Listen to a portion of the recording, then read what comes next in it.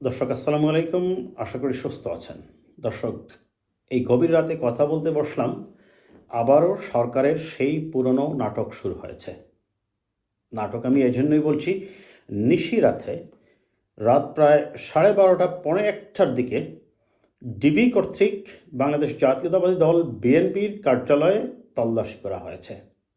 তল্লাশির পর সেই বরাবরের মতো ডিবির হারুন সাহেব বলছেন, তার নেতৃত্বেই হয়েছে, তিনি নিজে উপস্থিত ছিলেন। তিনি বলছেন যে কিছু অস্ত্র পাওয়া গেছে এবং সেই অস্ত্রের বর্ণনায় আমি আসব দর্শক পরবর্তী অংশে। এবং তিনি সেই বরাবরের মতোই বিএনপিকে অভিযোগ করছেন যে বিএনপি এই যে কোটা আন্দোলন সেটাকে ভিন্ন খাতে প্রবাহিত করার জন্য তারা ওই সকল আন্দোলনকারীদেরকে বিভিন্ন ধরনের অস্ত্র সাপ্লাই দিচ্ছে, অর্থ সাপ্লাই দিচ্ছে, পানি সাপ্লাই দিচ্ছে, ইত্যাদি ইত্যাদি, তারা যেটা অতীতেও বলে আসছিলেন। মনে আছে আপনাদের, সেই নির্বাচনের আগে বিএনপি যখনই কোনো মিছিল, মিটিং, সমাবেশ বা আন্দোলন জমাত, তখনই এই ডিবির হারুন রায় কী করত, একটি কাল্পনিক কল্পকাহিনী তারা তৈরি করে আন্দোলনকে ভিন্ন খাতে প্রবাহিত করার জন্য তারা নিজেরাই ব্যস্ত হয়ে পড়ত। প্রথমত হচ্ছে দর্শক, একজন ডিবি পুলিশ অফিসার কি এইভাবে বলতে পারে কি না, কারণ আন্দোলন কোন খাতে প্রবাহিত হচ্ছে বা না হচ্ছে এটা দেখার দায়িত্ব তার নয়। তার দায়িত্ব হচ্ছে তিনি একজন যদি অপরাধী হয় সেই অপরাধীকে গ্রেপ্তার করবেন। কিন্তু তারা দলীয় লোকের মতো, সরকার দলীয় কর্মীর মতো আচরণ করে এই কথাগুলো বলছেন। অবশ্য তাদের এই তল্লাশির পরপরই বিএনপির সিনিয়র যুগ্ম মহাসচিব জনাব রুহুল কবির রিজভী প্রশ্ন করেছেন। তিনি বলেছেন, কেন এই গভীর রাতে বিএনপি অফিসে তল্লাশি চালানো হচ্ছে? যদি কোনো ধরনের গোয়েন্দা তথ্য থাকতোই, তাহলে তারা যখন নেতাকর্মীরা ওই জায়গায় উপস্থিত ছিল, কেন তারা ওই সময় এসে তল্লাশি করলেন না? এখানেই তাদের যে দুরভিসন্ধি আছে সেটা বুঝে যাচ্ছে। আমি একটু দর্শক, আমরা আজকের দিনের সারাদিনের ঘটনাগুলো একটু বলি। এই কারণেই বলতে হচ্ছে, এইটার সাথে যেহেতু তিনি বলেছেন যে আন্দোলনকে ভিন্ন খাতে নেওয়ার জন্য করা হচ্ছে। আপনারা জানেন যে সেই আন্দোলন যখন তীব্র আকার ধারণ করে, এমনকি গতকাল রাত পর্যন্ত অনেকটা সরকারি দল বা ছাত্রলীগ, যুবলীগ, সন্ত্রাসীদের দখলে ছিল প্রত্যেকটি ক্যাম্পাস। কিন্তু সম্পূর্ণ ভিন্ন চিত্র দেখা যায় আজকে। বিশেষ করে বিকালের পর থেকে একে একে ছাত্রলীগ নেতাকর্মীদের পিছু হটা এবং মৌরলেস সব কয়টি বিশ্ববিদ্যালয়েই এখন নিয়ন্ত্রণে রয়েছে কোটা বিরোধী ছাত্র ঐক্যের। আমি যখন আপনাদের এই ভিডিওতে কথা বলছি দর্শক, তখন তার 10 মিনিট আগে আমি দেখলাম একটা আপডেট এসেছে যে জাহাঙ্গীরনগর বিশ্ববিদ্যালয়ে বঙ্গবন্ধু হলে ছাত্রলীগ নেতাকর্মীদের কক্ষে ভাঙচুর করা হয়েছে এবং তাদেরকে হল থেকে বের করে দেওয়া হয়েছে। এবং কিছু ছাত্রলীগ নেতা তখন তারা প্রাণ ভয়ে হল ছেড়ে পালিয়ে গেছেন। চিন্তা করা যায়, ছাত্রলীগের নেতারা হল ছেড়ে পালিয়ে যাচ্ছেন। ছাত্রলীগের নেতাদের দিকে তো চোখ তুলে থাকাতেও একসময় ভয় করত, কিন্তু মানুষ ক্ষেপলে যে কি হয় এটা বোধহয় তারা এখন টের পেয়েছেন। ঢাকা বিশ্ববিদ্যালয়ের রক্ষিয়া হলে ছাত্রলীগের সভাপতি, সেক্রেটারি সহ 10 জন ছাত্রলীগ নেত্রীকে হলে থাকতে দেখায় কোটা বিরোধী ছাত্ররা কি করেছে, তাদেরকে হল থেকে বিতাড়িত করে দিয়েছে। চিন্তা করা যায়, ছাত্রলীগের নেতাদেরকে হল থেকে বা ক্যাম্পাস থেকে বিতাড়িত করা, তারা তো অনেকটা নিজেদেরকে দৈত্য মনে করতেন। ক্ষমতা চিরদিন থাকে না। জাস্ট আগের রাত্রের কথা চিন্তা করুন আর আজকের রাত্রের কথা চিন্তা করুন। এই আন্দোলনের এই যে তীব্রতা, লক্ষ লক্ষ ছাত্রছাত্রী যখন আপনারা জানেন মাঠে বের হয়ে আসলো, সরকার নিয়ন্ত্রণ করার চেষ্টা করলো ছাত্রলীগকে দিয়ে, যুবলীগকে দিয়ে, পুলিশকে দিয়ে, র্যাবকে দিয়ে। সর্বশেষ কোনো কিছুতেই যখন কাজ হলো না, তারা কি করলো, বড় বড় সিটিগুলোতে বিজিবি মোতায়েন করলো। এই বিজিবি মোতায়েন করার পরেও তারা যখন দেখলো কাজ হচ্ছে না, যে নেতাকর্মীরা তারা রাজপথ ছাড়তেছে না, তখন তারা দিনের শেষের দিকে এসে সিদ্ধান্ত নিলেন স্কুল কলেজ বন্ধ ঘোষণা করবেন। স্কুল কলেজ বন্ধ ঘোষণা করার কিছুক্ষণ পরে আবার তারা সিদ্ধান্ত আপডেট করলেন। তারা কি করলেন, বিশ্ববিদ্যালয় মঞ্জুরি কমিশন কর্তৃক দেশের সবগুলা বিশ্ববিদ্যালয় বন্ধ করার সিদ্ধান্ত নিলেন। অর্থাৎ আগামীকাল থেকে বাংলাদেশের সকল ধরনের শিক্ষা প্রতিষ্ঠান এবং পরীক্ষার যে কার্যক্রম আছে সবগুলাই স্থগিত হয়ে গেছে।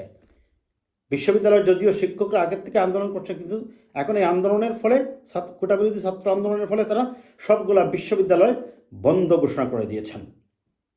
পরিস্থিতি কখন যে কোন দিকে যায় রাজনীতিতে বলা বড়ই মুশকিল দর্শক। যাই হোক, তারা সেই বিজিবি মোতায়েন করেছেন দেশের প্রধান প্রধান নগরীতে। এবং আমি আপনাদের একটু আগে বললাম যে আমার কাছে সর্বশেষ যে তথ্য আছে, মোরলেস সব কয়টি বিশ্ববিদ্যালয়ে এখন ছাত্রলীগ পিছু হটেছে, তাদের সন্ত্রাসী বাহিনীরা অনেকে গা ডাকা দিয়ে চলে গেছেন। যদিও তারা হয়তোবা আবার আসতে পারেন আগামীকালকে, পুলিশের সহায়তায়, বিজিবির সহায়তায় তারা আসতে পারেন, কারণ এখন নাটক সাজিয়েছেন আপনার এই যে ডিবির হারুন সাহেব। আমি এই ব্যাখ্যাটায় পরে আসছি দর্শক, তবে তার আগে আমি একটু দেখে নিই আসলে ডিবির হারুন সাহেব কি বলছেন। তিনি বলছেন যে বিএনপির কেন্দ্রীয় কার্যালয়ে নয়াপল্টনে রাত 12:30টার দিকে মহানগর পুলিশের অতিরিক্ত কমিশনার মোহাম্মদ হারুন রশিদের নেতৃত্বে একটি দল অফিসে প্রবেশ করে। ডিবি প্রধান জানান, ঘটনাস্থল থেকে প্রায় 100টি ক্রুড বোমা, 500 লাঠি ও 5 থেকে 6 বোতল পেট্রোল উদ্ধার করা হয়েছে। দর্শক, ডু ইউ বিলিভ ইট? ডিবির Harun, he is completely nonsense.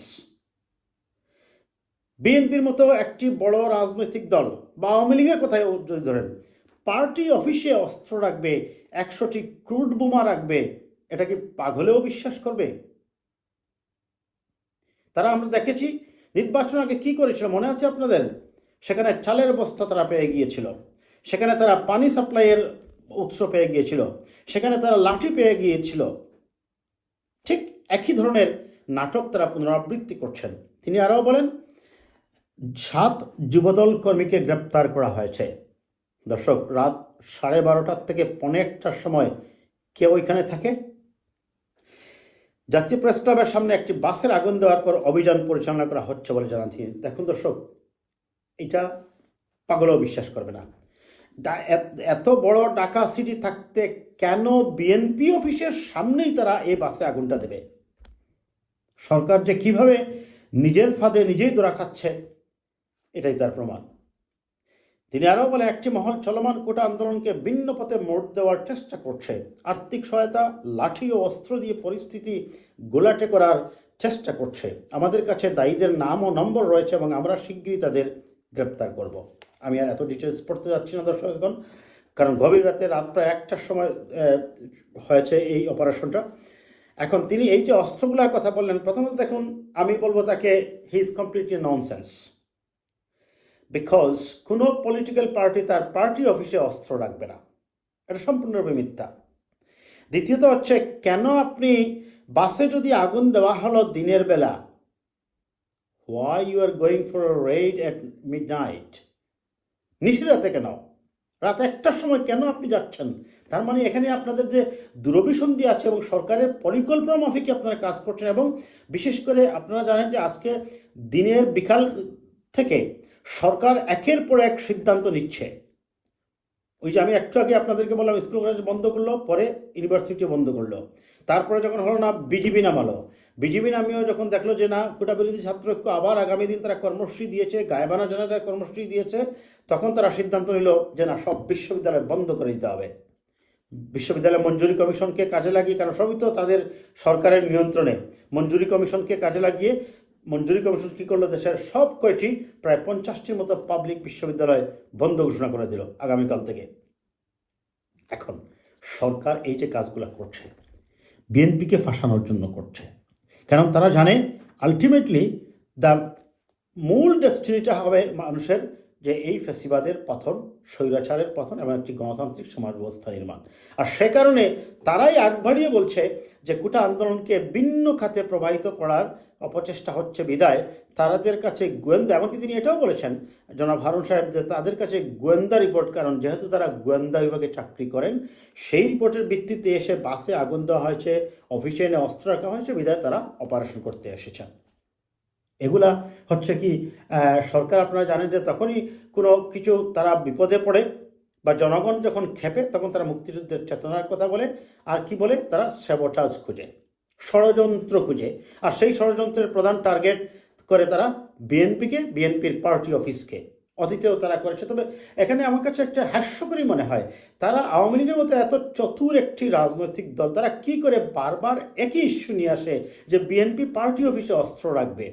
নতুন কিছু তারা বানাক, কারণ তারা তো আপনার ইস্যু তৈরিতে উস্তাদ, তারাই ইস্যু তৈরি করে।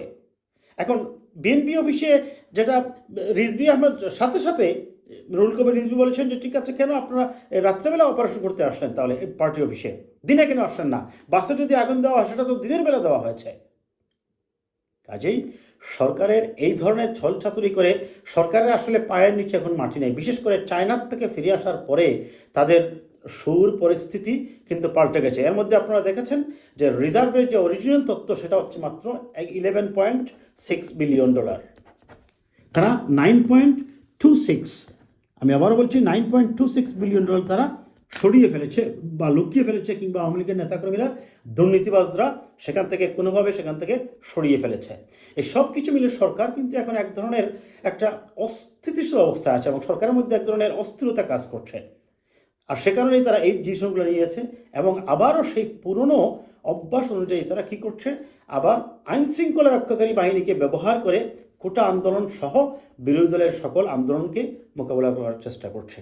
তবে ইতিহাসের অভিজ্ঞতা আমাদেরকে বলে পৃথিবীর কোনো স্বৈরাচারী এভাবে টিকে থাকতে পারে না। তারা শেষ মুহূর্তে এসে মরণ কামড় দেয়, বিভিন্ন ধরনের ছলছাতুরির আশ্রয় নেয়, কিন্তু পরবর্তীতে তাদের বিদায়টা হয় খুব করুণভাবেই।